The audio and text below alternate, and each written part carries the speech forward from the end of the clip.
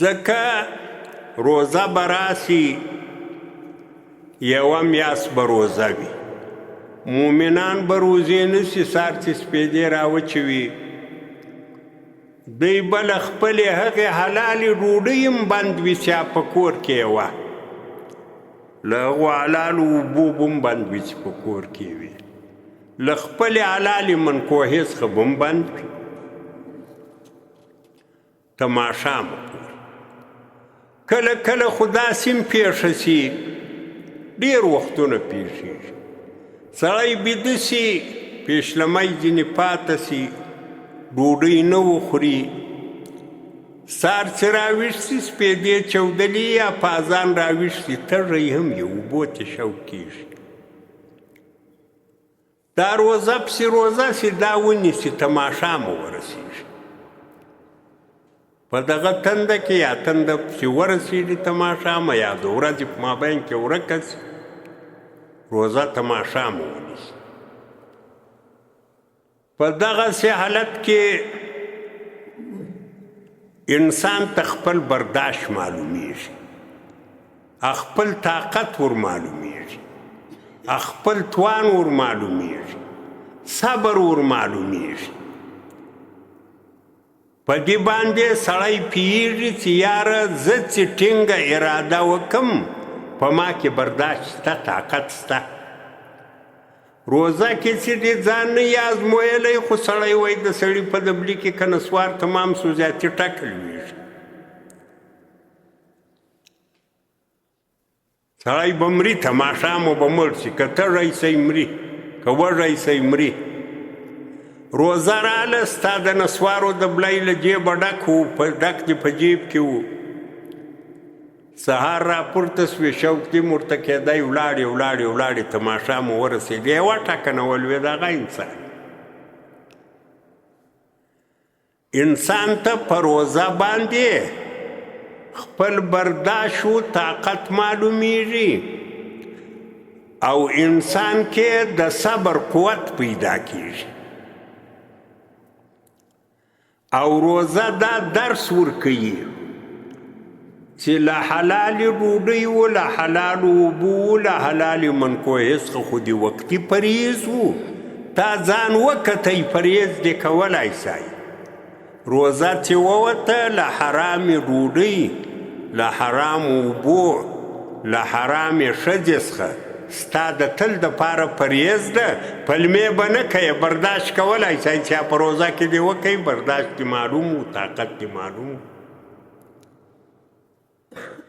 نو له دې وجې سړی روزه په صحیح نیت ونیسي، په ښه انداز یې ونیسي، د روزې د حکمتو لحاظ ورسره وکړي، د روزې د ګټو د فایدو لحاظ ورسره وکړي.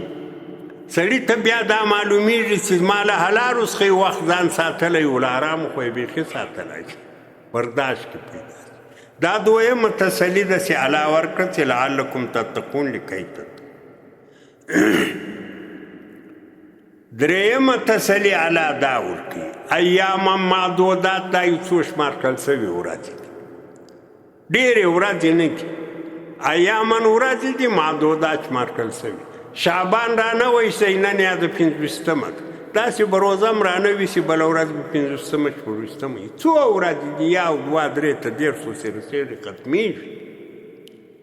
ایامن ورځې دي، معدودات په شمار په حساب یې څو ورځې دي چې ته ځان برابروې، پر خیاط دې کالي وي، هغه کور ته راوړې، بوټونه په پښو کې سموې، بیا به اختر راغلی. ایامن معدودات. درېیمه تسلي، ډېر وخت نه ده چې د سړي وار ورته خطا سي چې دا به کال وي، 2 کاله به وي، 5 کال، هغه یې نه دي.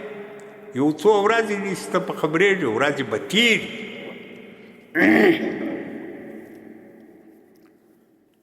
درېیمه تسلي. څلورمه تسلي دا ده، کله کله سړی له کوره وتلی په سفر کې، نه د روزمات بندوبست وي، نه د پیشلمي بندوبست وي، یا په کور کې وي خو مریض وي، یو داسې ناجوړي لري، له اوبو څخه یې صبر نه کېږي، له ډوډۍ څخه یې صبر نه کېږي، ناجوړي وي ورسره. نو الله جل جلاله وایي فمن کان منکم مریضا او علی سفر فعدة من ایام اخر. که په تاسې کې روزه راله، په تاسې کې یو داسې څوک و چې هغه مریض و، ناجوړ. د روزې برداشت یې نه سای کولی، روزه یې نه سای نیوی. او یا په تاسې کې یو څوک و په سفر تللی و، د پیشنمي و، د روزه مات بندوبست یې نه و. نو په عدتون یعنی په علیه عدتون پر ده بیا دغه حساب شته مې نو یا مې نو خر په نور وړل. بیا چې کله جوړ شئ دته به حساب معلوم وي چې زه ناجوړه وم، 5 روزې مې وخوړې. بیا چې ښه جوړ شئ دا دې ونیسي، دا بل اساني ده. یا په سفر کې و بندوبست نه و چې کور ته راغی کار سره برابر شو، بیا دې ونیسي دا روزې، دا بله تسلي ده. 5 لا دا هم ده وعلى الذين يطيقونه فدية طعام مسكين. دلته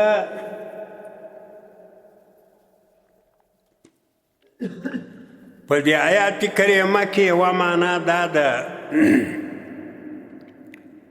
اول وار چې روزه فرض شوه د روزې حکم دا و چې یو سړی دا په سرت جوړ ده په کور کې د روزې طاقت لري روزه نیولی سای. خو بیا هم په دغو 2 خبرو کې د ده خوښه ده. که روزه ورته اسانه وي روزه دې ونیسي، که روزه ورته ګرانه وي بیا دې روزه وخوري، د یوې روزې په بدل کې به 4 پاوه غنم مسکین ته وکړي. که یوه روزه وخوړه 4 پاوه کې 2 وخوړي 8 پاوه کې داسې. وعلى الذین پر هغه کسانو یطیقون چې طاقت لري هو د دا روزې، روزه یې په وس پوره ده، په دې دې فدیه ورکړي. طعام مسکینین ډوډۍ د یو مسکینې د روزې فدیه ده.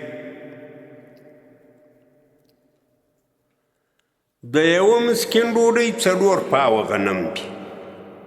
فمن تطوع که چا زیادت وکړي خیرا د مال، د یو مسکین ته د یوې روزې په بدل کې 5 پاوه غنم ورکړو، فهو خیر له، دا د ده دپاره ګټه ده، خیر.